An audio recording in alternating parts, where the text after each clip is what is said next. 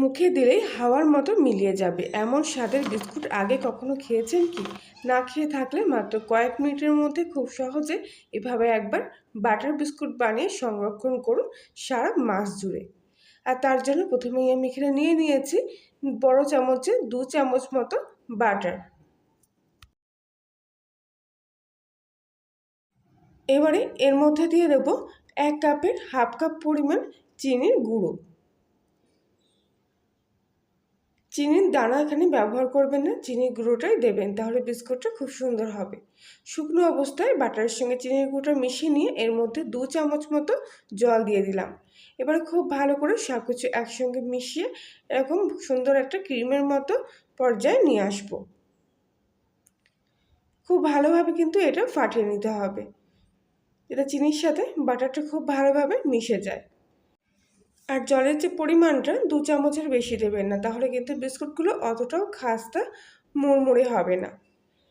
সব কিছু একসঙ্গে এখানে মিশিয়ে নিয়েছি। এবার এখানে নিয়ে নিয়েছি ওই কাপেরই 1 কাপ পরিমাণ মতো আটা। এই আটাটা আমি চালনির সাহায্যে চেলে নেব। অবশ্যই আটাটা চেলে তারপরে দেবেন, তাহলে দেখবেন ভিতরটা খুব সুন্দর জালিদার হবে। আর এখানে আপনারা আটা ময়দা যেটা ইচ্ছা সেটা দিয়ে কিন্তু বিস্কুটগুলো বানাতে পারেন, তবে আমার হাতের কাছে আটা ছিল তাই আটা দিয়েই বানাচ্ছি। আপনারা চাইলে ময়দা দিয়েও এগুলো তৈরি করতে পারেন। বাকি আটাটাও আমি এর মধ্যে দিয়ে একেবারে চেলে নিচ্ছি। এর মধ্যে স্বাদ মতো লবণ দিয়ে দেবো, আর দেবো 1 চটকি মতো বেকিং সোডা। এখানে বেকিং পাউডারের কোনো প্রয়োজন হবে না।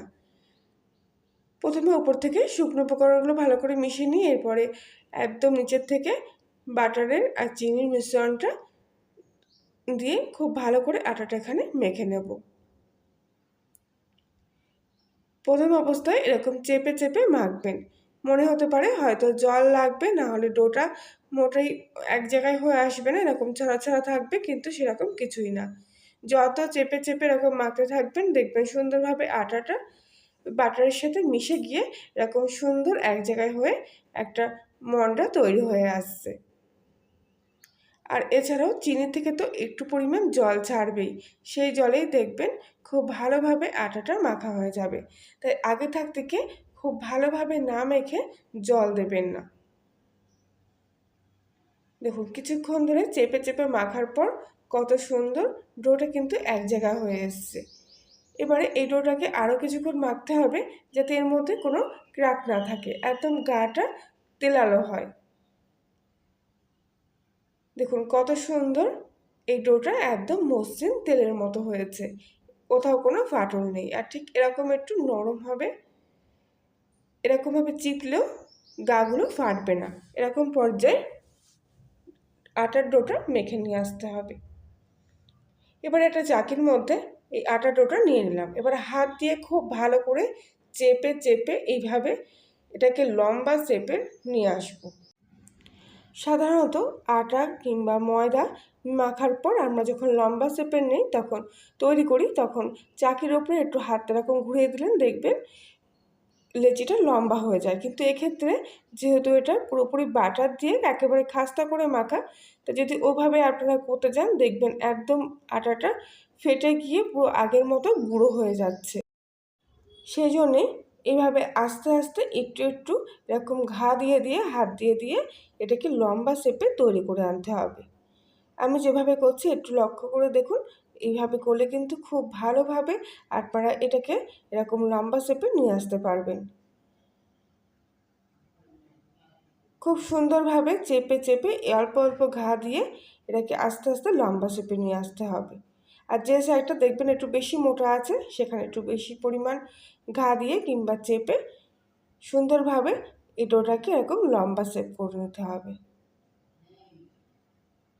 আর দেখবেন যেন গাটা পুরো তেলালো হয়, কোথাও কোনো ক্র্যাক ভাব না থাকে। আশা করছি আজকের রেসিপিটি সম্পূর্ণ দেখার পর আপনাদের কাছে ভালো লেগে থাকবে। ভালো লাগলে প্লিজ লাইক শেয়ার কমেন্ট করে জানাবেন। আর দেখুন সম্পূর্ণ এই লেচিটা কিন্তু এরকম লম্বা শেপে নিয়ে এসেছি, আর গাটা পুরো মসৃণ একদম তেলালো, কোথাও কোনো ফাটা ভাব নেই।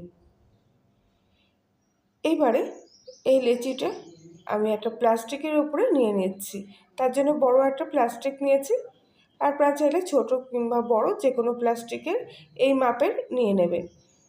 নিয়ে এরকম এই রোলটাকে প্লাস্টিকের মধ্যে মুড়িয়ে একদম টাইট করে একটা ফোল্ড করে রোল করে নেবেন।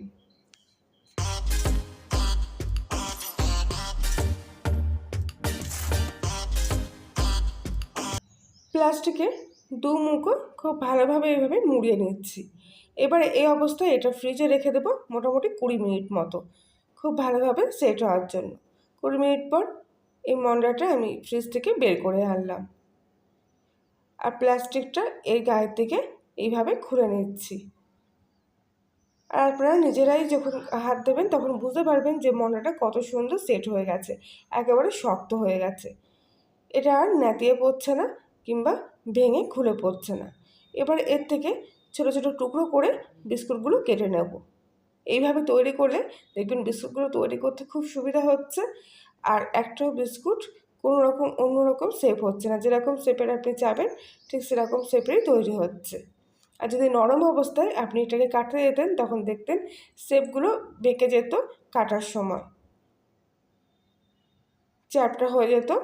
আর এখন দেখুন এরকম গোল গোলই আছে, যেহেতু এটা ফ্রিজে থাকার কারণে খুব ভালোভাবে শক্ত হয়ে গেছে। আর দেখুন কত সুন্দর বিস্কুটের লেচিগুলো এখানে বের হয়ে গেছে। আর কলিনের রান্নাঘর চ্যানেলটিতে আপনি নতুন সদস্য হয়ে থাকলে প্লিজ চ্যানেলটি সাবস্ক্রাইব করে পাশে থাকবেন।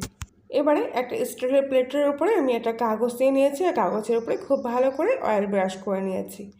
এবারে এক এক করে আমি বিস্কুটের লেচিগুলো এর উপরে রেখে দিচ্ছি। তবে অবশ্যই একটু ফাঁকা ফাঁকা করে বসাবো, যখন বিস্কুটগুলো বেক হবে তখন একটার গায়ে একটা লেগে যেতে পারে। প্রত্যেক কটা বিস্কুট এখানে বসিয়ে নেওয়ার পর একটা কাঠি দিয়ে এবার আমি ছিদ্র করে নেব। তবে এই ছিদ্রটা কিন্তু একেবারে বিস্কুটের একদম পেছন অবধি নিয়ে যাচ্ছি না, ঠিক বিস্কুটের মাঝ বরাবর অবধি এই ছিদ্রটা রেখে দিচ্ছি। যদি আপনারা এই ছিদ্রটা একেবারে বিস্কুটের তলা অবধি নিয়ে যান তাহলে এরকম ছিদ্রই থাকবে, বিস্কুটের ওপরে ওরকম ডিজাইন তৈরি হবে না।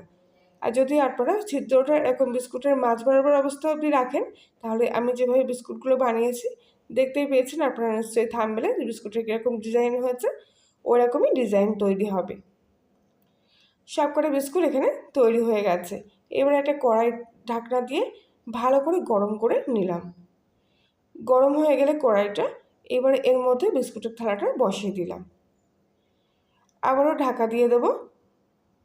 আর প্রথম 5 মিনিট হাই ফ্লেমে রাখবো, তারপর 15 মিনিট ঢাকা দিয়ে এই অবস্থায় গ্যাসের ফ্লেমটা সিম আঁচে রেখে বিস্কুটগুলো তৈরি করে নেব।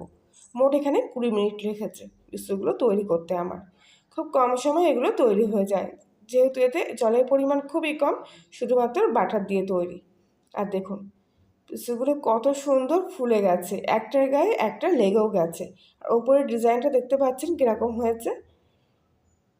এবার আমি বিস্কুটের থালিটা কড়াই থেকে বের করে নিচ্ছি, আর কিছুক্ষণের জন্য ঠান্ডা করতে দিচ্ছি।